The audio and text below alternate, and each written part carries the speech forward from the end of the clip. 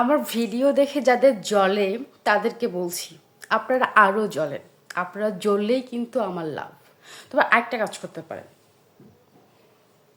এরকম পেঁয়াজের গাছ লাগাতে পারেন। হ্যাঁ, এটা কিন্তু আরও সুন্দর হতে পারতো। আমি কি করেছি, যখন এতটুক ছিল তখন আমি পানির মধ্যে রাখছি। পানি না, জাস্ট হালকা ছুঁই ছুঁই পানি, দেখতেই পাচ্ছেন কীরকম।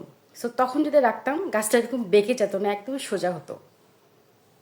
সো এরকম মানুষের স্যাড কিছু দেখে, চোখের পানি দেখে জ্বলবেন না। হ্যাঁ, এরকম করে রুম ডেকোরেশন করার জন্য এরকম পেঁয়াজের গাছ লাগাবেন। আরেকটা আছে,